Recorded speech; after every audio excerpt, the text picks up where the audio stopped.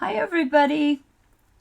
My granddaughter asked me to teach her how to use her pendulum, but didn't have the time to listen to me blather on and on at the time, and so I decided to do a video and thought, might as well share it with whoever might be new to pendulums. And what resonates with you may be totally different than how anyone else does it. If it feels right, it's right. So first, I thought I would just show some different pendulums. There are all sorts of versions, but pretty much it comes down to stones, metal, or wood. So this is a very common kind of pendulum. They come in all different kinds of stones. This is opalite, I believe. I put it on a necklace chain. And if I want, I can wear it as a necklace, but always have my pendulum handy. And it does just fine on a light chain like this because it's weighted at the bottom.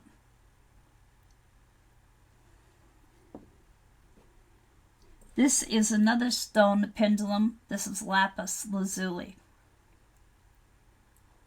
Whole different kind of chain. This is specifically made as a pendulum.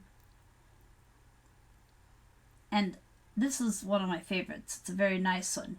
Now the downside of a stone pendulum is that stone does tend to take on energies. So there are also metal pendulums. I just got this tiny one yesterday, and actually it's been kind of misbehaving, so it's going to give us a demonstration in a minute. Another metal one. This one is a little different because it has this little marker, I guess I would call it, right here. I'm not sure if you can see it on the, let's see if I can get a little closer. Right here. So with all pendulums, depending on where you hold them, they can swing more effectively. With this kind of pendulum, you find where your place is that it swings most effectively, and you put the marker there. So the next time you grab the pendulum, you just grab it at the marker. This is another of that kind. See, the string is so much longer on this one, and yet I'm curious now. Let's see. Yeah, the marker for me is at about the same place from where the pendulum falls, the heavy weighted part. Now this is a wooden one, and this is called a witness pendulum. You actually can use this if you're a healer with people remotely. You can hold it over their picture. You can put their name and birth date on a piece of paper. You can put healing stones or essential oils in here. And you also can detect if you've got a little attachment that you need to rid yourself of. See what it's doing right now? Thank you. You're being very cooperative. So this pendulum would say that if it is going in a counterclockwise direction, there is some negative energy that needs to be removed. Now that's not necessarily an attachment. That could be just my own negative energy. And I would let this spin until it stopped spinning. But I believe we're just doing a demonstration here, and I appreciate that. Thank you. And so when it quits spinning in the counterclockwise direction, then I would ask it to fill up the space it had just created with good energy, positive energy, and then it would go clockwise until all of that was accomplished. Thank you.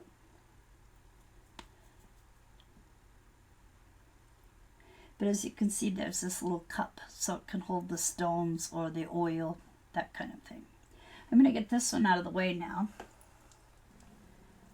and point out to you that if you don't have a pendulum, but you would like to be using one, you can use a wrapped stone. And this one was outside, so it's looking pretty worse for the wear.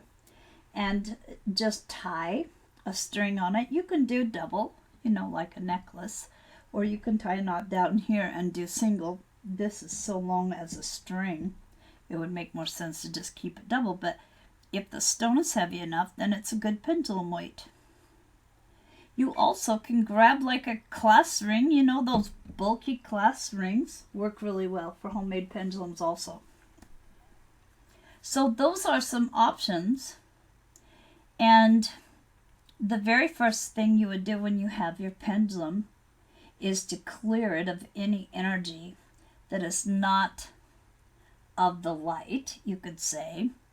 Any energy that is perhaps negative or just not of a vibration that you want to be working with. So I'm going to show you how I do that when I get a new pendulum. And anytime that a pendulum acts up, I guess you could say, to let me know that it's time to clear it and charge it and start all over again. Now this one I got yesterday, and when I was making my first version of this, which I scrapped, it was showing me that it is not yet cleared. Now this is how I know when a pendulum needs to be cleared. See how it's going counterclockwise? Anytime a pendulum does that for me, it's telling me it's picking up some negative energy. So with this one, we're going to clear it the same way I would do with a brand new pendulum. And it is brand new to me. So remember, these are in shops. Lots of people pick them up. Maybe not everyone has a great vibration, you know. So this is how I do it. I hold the pendulum in my right hand and close my fist around it. I hold out my left hand and then I ask for clearing energy to come from the divine. To me, clearing energy is purple, so that could be protection or clearing. All right, please clear this pendulum of any energy that is not of my own or my higher self or my primary spirit guide. Any energy that doesn't serve me, basically. If you are sensitive to energy, you might feel that coming in. But if you don't feel it, it's okay. It's your intention and it's happening. That's all you have to know. Thank you. And then I just bring in divine white light.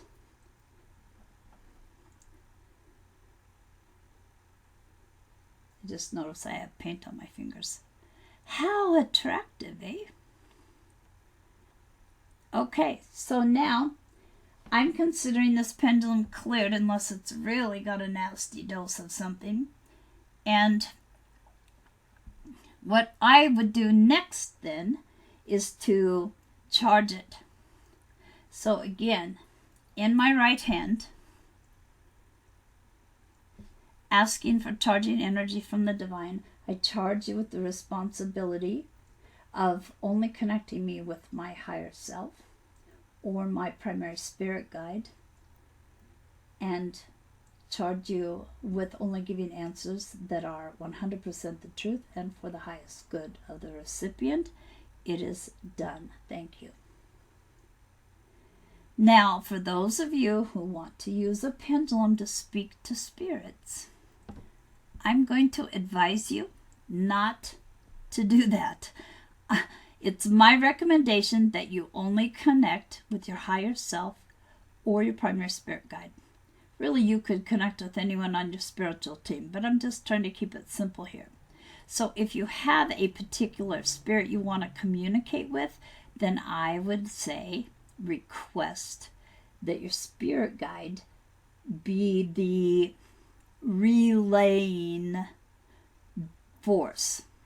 So you would say, as I am asking questions of the spirit, I am having them be relayed through you, spirit guide. That way, your spirit guide can handle any energy. If you are connecting to a spirit that's not of a great vibration that could affect you negatively, possibly, let your spirit guide handle it.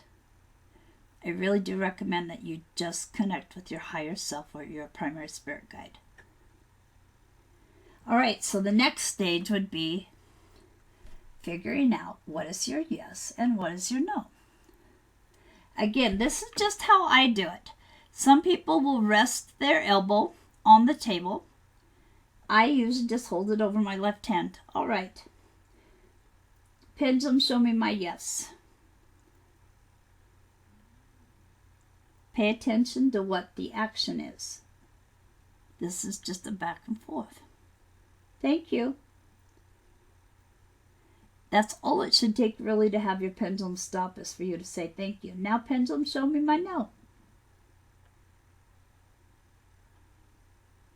For me, it's very easy because I have my yes kind of like the head bobbing up and down like that, and the no is sideways, like your head shaking side to side. For some people, it'll go in a circle. Oh man, you're performing very well. It just really depends on what's going on between you and your higher self, your spirit guide. Again, if it goes counterclockwise, to me, it's time to clear again and start overcharging. Thank you. You're doing an awesome job. This is quite the little actor pendulum. Thank you. Okay. Now, as I talked about on the pendulums that have the little marker, it really does depend where you hold down. I'm starting at the very end, and we got to kink chain here a little bit. I get a certain movement when I hold at the end. As I move down the chain, the swing can become more forceful, easier to read. If I go too far down the chain, it kind of becomes a little bit stunted and a little bit harder to read the movement. So play with it, figure out where it works for you, and then just somehow make a note of that so you know where to pick up that particular pendulum for the most effective swing.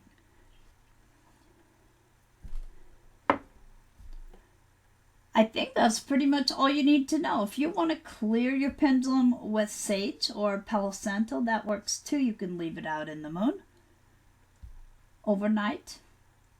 Just however you like to clear things, you can also put it in salt. Anyway, some of these pendulums can go up to like $30, but most of them that are like this and this are $9-10. I get mine by Candlelight and Conjure.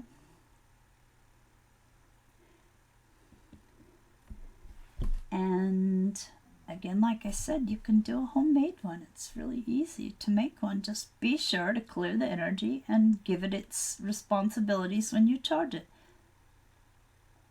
All right, guys and granddaughter, I hope that helps. Kind of rambling. It's getting a little bit late tonight. Maybe it was a little late to start, but hopefully it makes sense. I'll catch it on the edit, hopefully. Take care, everyone. Bye-bye.